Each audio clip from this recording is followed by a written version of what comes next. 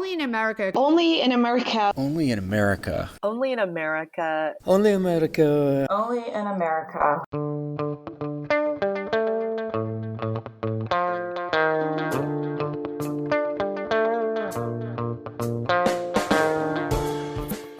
This week, what immigrant pandemic experiences can teach us about resilience and how this can help us build support systems that work for all. So we went through data and analyzed and studied what are some of these resilience factors that help them survive in the face of uncertainty.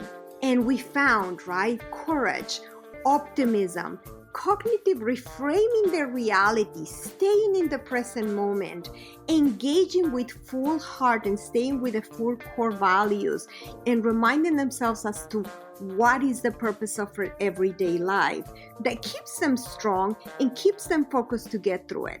From the National Immigration Forum, I'm Ali Noorani, and this is Only in America.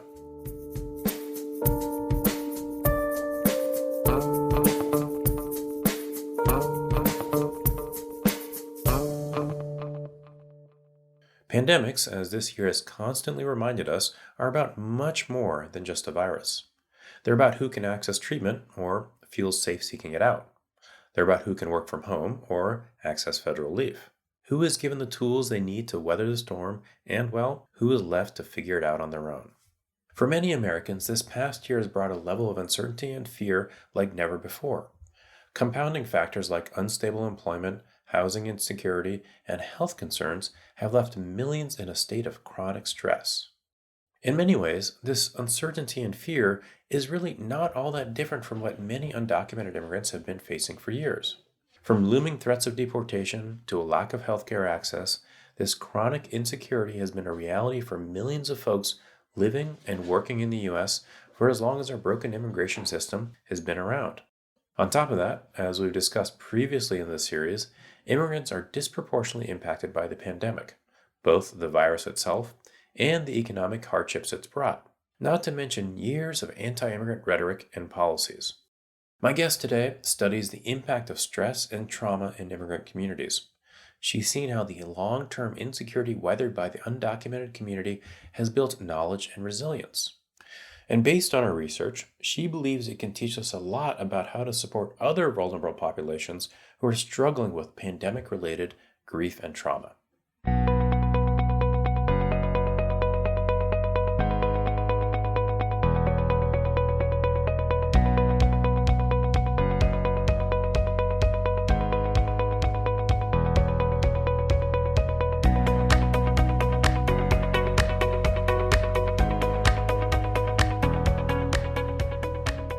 Support for the National Immigration Forum comes from the Carnegie Corporation of New York, supporting innovations in education, democratic engagement, and strengthening international peace and security. And from Humanity United. When humanity is united, we can bring a powerful force for human dignity.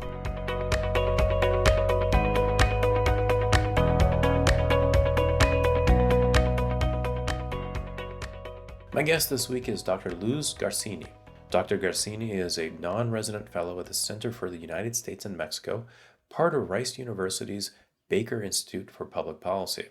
Her research focuses on the study of trauma, loss, and grief among Latino immigrants. She currently works with Proyecto Voces, or Project Voices, which involves both community outreach and research to document and address the complex health needs of undocumented Mexican immigrants and deportees.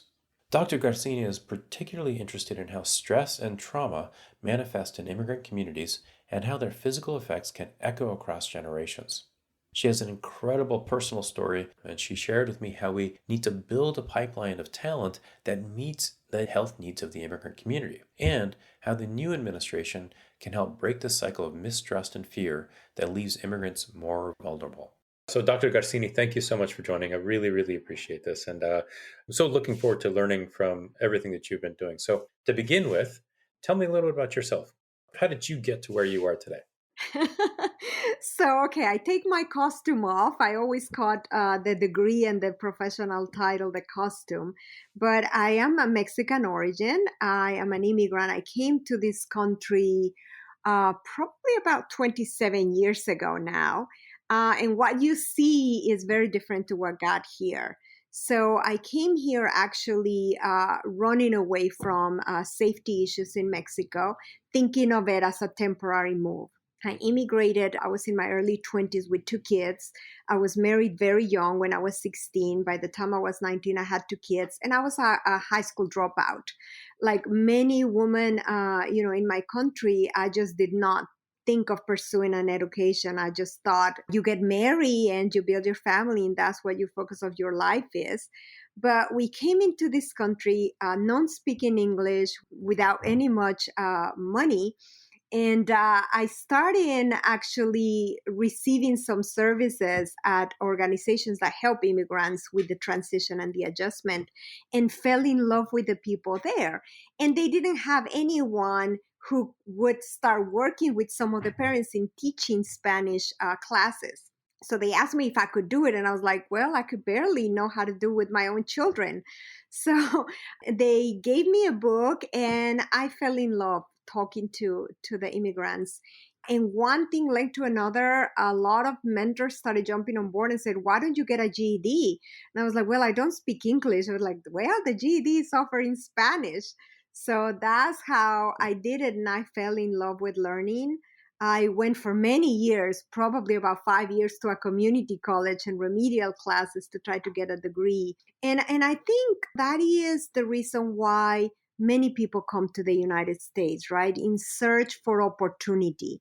And this country gives it to you. Things that you will never think about building become a possibility here. There's a lot of people who reach out to you and give you a hand and open the doors.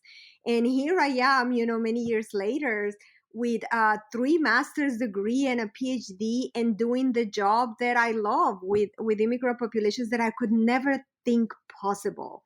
So it has been a magical adventure. And I have the honor of also now working and mentoring many of the students that have similar stories, whose parents came as first-generation immigrants with very limited resources, many of them undocumented, and in only one generation we see children who are attorneys, who are physicians. So it's a fascinating journey. So give me a sense of what a typical day for Dr. Garcini looks like. Given that just amazing story of kind of how, what does a day look like?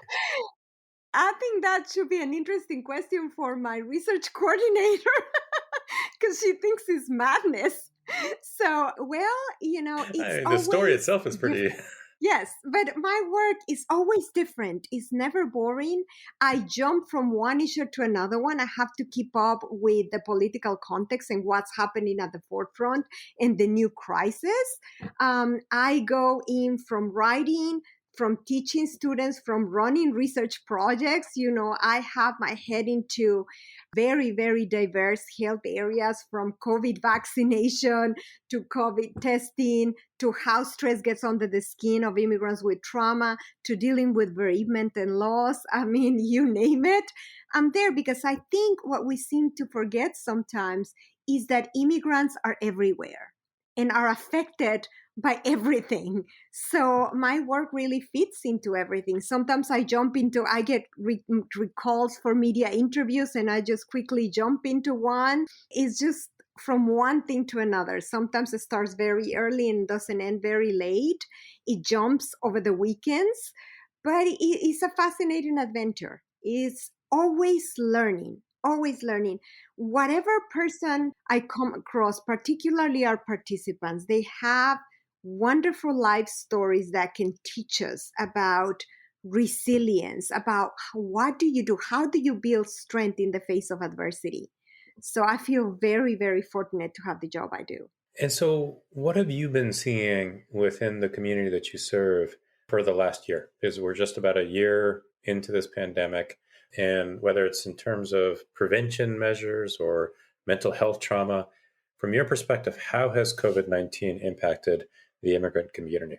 So it's very interesting because it's a dichotomy. I have seen so much loss. And, the biggest one is the loss of human lives. As you know, a lot of the Latino immigrant community have higher incidences of death rates due to COVID-19. For many reasons. We know that a lot of these immigrants are at the forefront of taking many of the jobs that are out there and that raises exposure to them.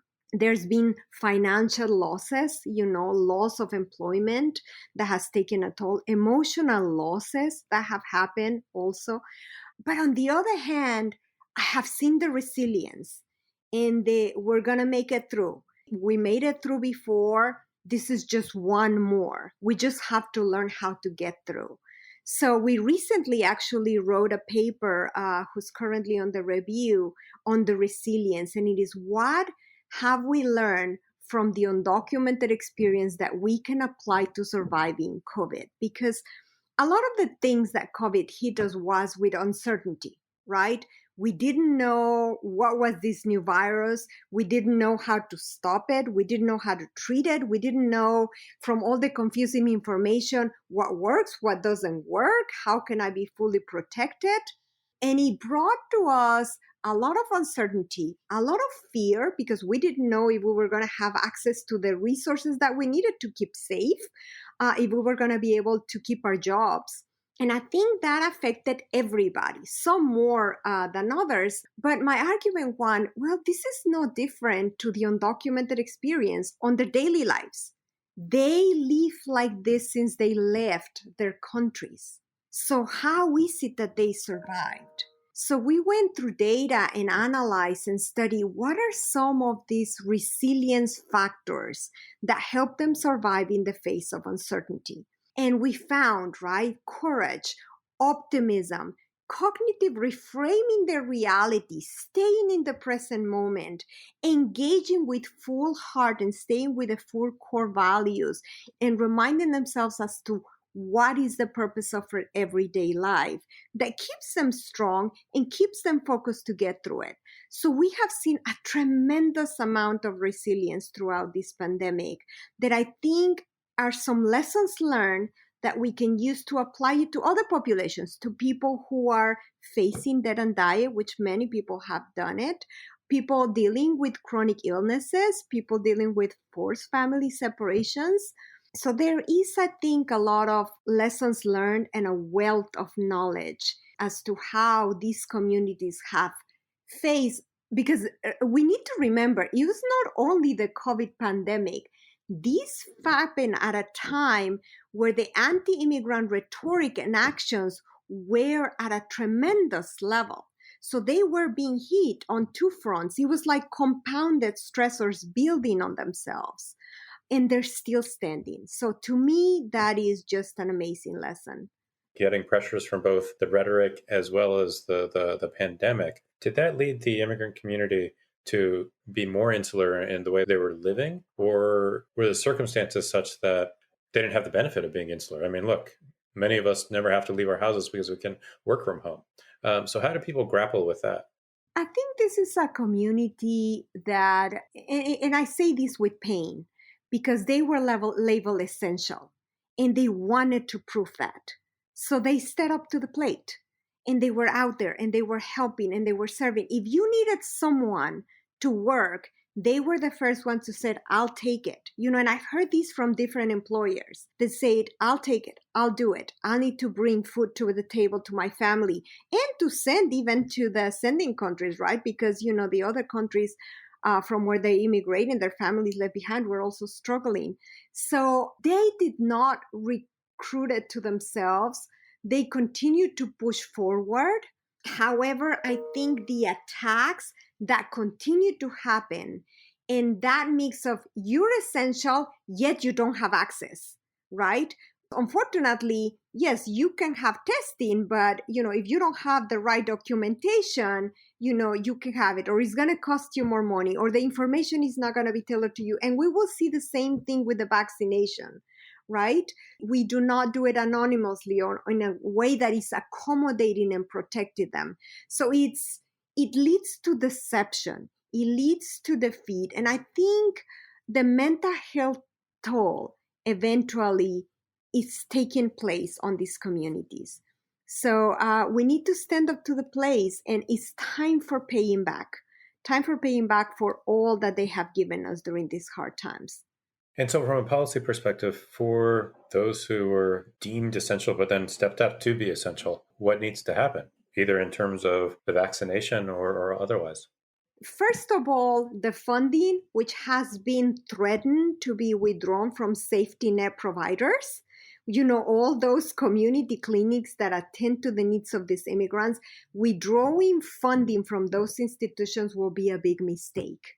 There's need to be channels to deliver that to the communities. Our people trust those places, trust community-based agencies. So definitely advocacy efforts that can continue to provide funding to those places and that can start devising ways in which we can guarantee that the personal information is going to be protected. This happened with our DACA recipients, right? When they came forward and provided the information, and then we learned about breaches of confidentiality, they became very vulnerable because they knew when the announcement of the potential termination of DACA was made, they could be deported at any time. They knew where they were located, where they were, where their families were. So the communities have learned not to trust. And they're afraid to come forth with any sort of personal information that is going to harm them. And now, one interesting thing that we find in our research is that this not only affected the undocumented individual, him or herself. I've always say that the undocumented experience affects the community, the families, and everybody that surrounds them. Because we started seeing fear on permanent legal residents that said, well, if I go get tested and I turn out positive, then the government is going to have a record that I've been positive, and at any point they can take out my green card citizenship, or they're going to take my children away. The fear started spreading. And I think that was very difficult. So we need to ensure the protections of confidential information, find ways to maybe do and disseminate this in a way that is anonymous and that is protected. That's another one. And, allow immigrants to purchase insurance in the insurance marketplace. Up to this moment, we know it's very, very difficult for undocumented immigrants to get access to health insurance. Obviously, we need to do a culture of educating them as to what and why it's important to have health insurance, but that is key to provide access, right? And the other one is access to legal resources. Everybody deserves a right to have access to attorneys, to a channel of information that can inform them of their rights. And a lot of them have been denied of that access. So going back to the first one, I think you're talking about in terms of what can happen with one's information. Do you see the issue of misinformation and deception within Spanish language media? Or in essence, how are people getting their information these days? And what is the most trusted pathways for information among the immigrant community? The problem has been at many, many layers, right? I mean, when you see the maximum authority, the president of the United States, strictly attacking, from across all channels, that makes you very, very scared. The other one is social media, right? Fear-inducing rumors get passed on of what you heard, and then it gets a little bit distorted. But I think all of us experience some sort of fear, in terms of the information that was provided about COVID and how we didn't know how to react or what not to do. But I think the most reliable sources of information for this community is directly to trusted providers, to networks, to community-based agencies, to faith-based leaders. So I think, there is a way for organizations and the government to start working with this grassroots organization to deliver the information to our immigrant communities in a way that is culturally and contextually sensitive, because that is another thing, right? You cannot deliver health messages if you don't frame them in the right way. You don't frame them within a collectivistic sense as to why you need to take care of yourself so that you can take care of others. The other thing that is important to do is we need to listen to the communities. They will talk to us. If we just go and say, what do you need? What do you need to trust? All of this information, I didn't make it up out of my head. This was provided to us by the community. Community health workers, lay health workers, promotores, promotoras de salud are a fantastic resource. How can we integrate it into traditional medicine channels so that they can be recognized and given the space they need to do that work in the communities and to deliver that information? But so far, there's no funding sources to support the work. They're very limited and they're only short term.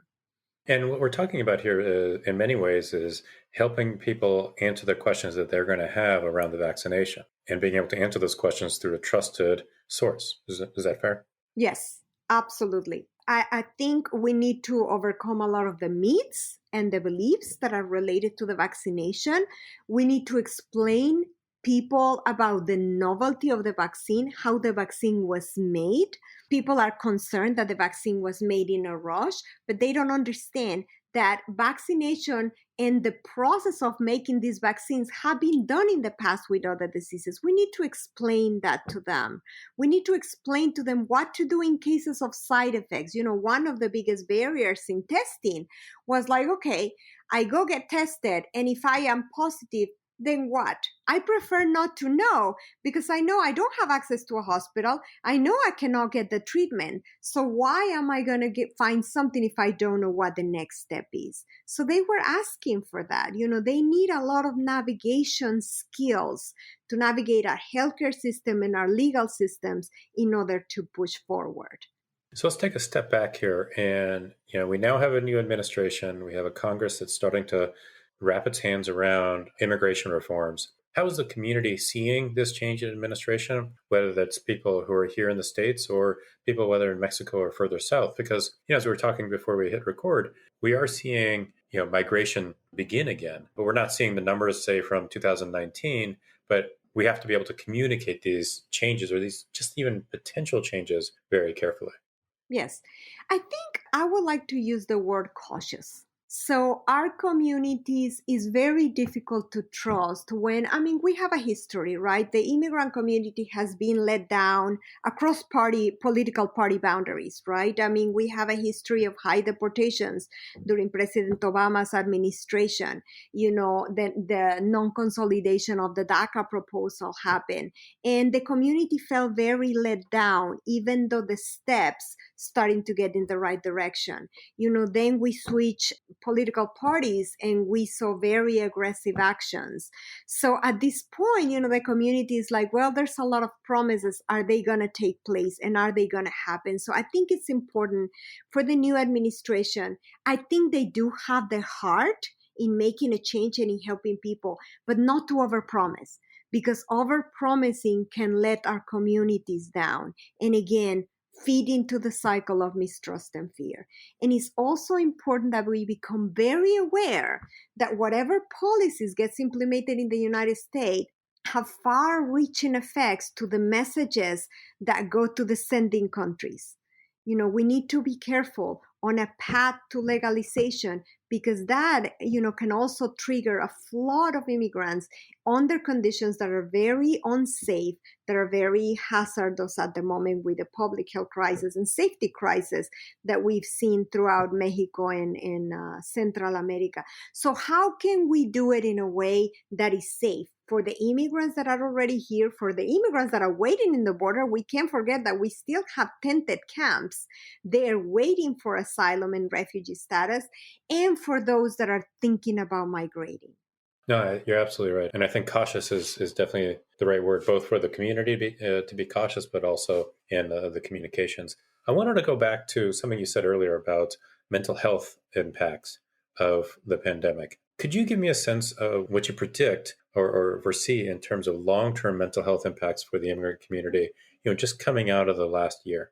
So we have different issues. I think what we're seeing is a lot of anxiety. It's interesting because a lot of people think about depression, and my argument is like, no, we need to think of anxiety, and anxiety can be just as debilitating as depression. And when we go to the community and ask them, they say, if I get depressed, I can work, and I cannot afford not to work because I won't feed my family. Everything is done through the context of the family. How do I give back to my family? So depression becomes incapacitated, but instead they operate at a high level of anxiety that is also not healthy and is associated to the development of chronic diseases, hypertension, diabetes, and exhaustion. A lot of them are not sleeping, are not taking care of their health. So I think eventually that can backfire just as much as depression could. Trauma-related distress is also very interesting because one of the trends that we have seen is trauma-related distress does not necessarily present as we traditionally see as post-traumatic stress disorder in these communities. The diagnosis of post-traumatic stress disorders was created with a Western mentality in mind for the military. So it's not necessarily the way in which our immigrants present. And also, a lot of those symptoms tend to present once the trauma subsides. We need to remember that a lot of these immigrants are still embedded into the trauma context. Our data has shown, interestingly, a lot of the trauma, yes, has happened pre-migration, but continues to happen post-migration while living in the United States. Why? Because this population is voiceless. They cannot defend themselves against exploitation, and that's a big one. They don't have access to healthcare in cases of serious threat to their life, right? If they're running into an accident at work, if they don't have treatment, if they get sick with COVID and don't have access, that's sources of major trauma. So as long as they're still embedded within that trauma over a long period of time, and compounded as a result of multiple stressors, we don't necessarily see the traditional symptoms. So a lot of the time, people don't know what to do with it and don't know how to treat it or how to assess it. So we need to start thinking outside the box as to how we address mental health with these immigrant communities to prevent re-traumatization and to restore well-being so that they can continue functioning. So then, what are the research questions that should be asked by academics, right? I mean, it's clear that you have thought a lot about this, but I imagine that there are not many other people in the academic world that are looking through the same prism. So for others who are thinking about whether it's mental health research or other clinical research, what are the questions they should be exploring? So one of the studies that I currently have on the way is to understand how stress gets under the skin. Right? Because I think we talk about the healthy immigrant paradox, right? We see all these immigrants, and I just talk about resilience, how resilient they are, right? But I think we need to document until when. What is the point when that health advantage overturns? And it can turn risk. And I think that breaches into social justice and the protection of human rights. So if we can document how that stress slowly gets into the skin and increases risk for inflammation, for markers, now we have fascinating genomics that can tell us, will that start affecting the transmission of trauma and stress to further generations? I think we have the technology to do it. What we don't have is the people to do the work, the pipeline of future researchers, scientists, and providers to serve the need. So one of the biggest questions that I think we need to have is, how do we build a pipeline? How do we build a pipeline so that we can address the need of the population? The population is there, but we have very few people to study it. We often do it with very limited resources because there's usually very limited funding to do this kind of work. And most of the time, it takes a long time to do this kind of work. So I think building a pipeline across disciplines is essential to try to understand what's happening with this population. And granted, this population is here to stay. They have children who are U.S. citizens, and I think we need to start thinking as to what are the long-term effects of everything that we've seen over the past years, within this past year, on these children and their future generations, so that we stop the cycle of violence and trauma and stress and loss. And that pipeline is developing a pipeline of talent from the community to go on to serve the community. Much like yourself. Yeah, we need scientists, we need doctors, we need attorneys, we need, religious leaders, we need community, we need people across the board. We need historians, We need historians that can capture the histories of these immigrants. We need artists that can draw those scenes, right?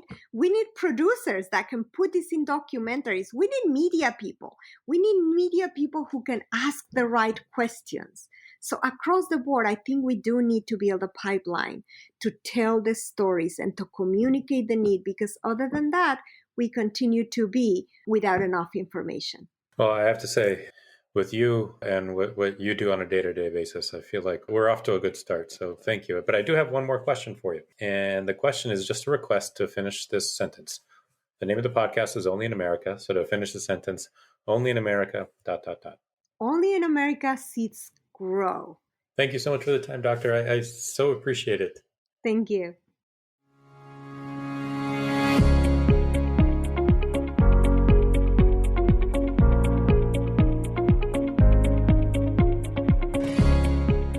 Dr. Luz Garcini is a non-resident fellow at the Baker Institute's Center for the United States and Mexico.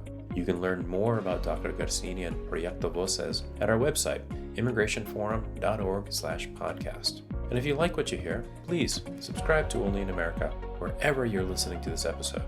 Stay tuned for next week's episode, where we're going to take a closer look at vaccine rollout in immigrant communities.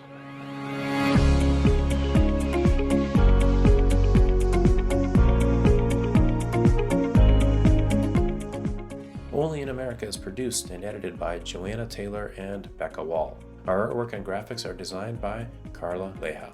I'm Ali Nurani, and I will talk to you next week.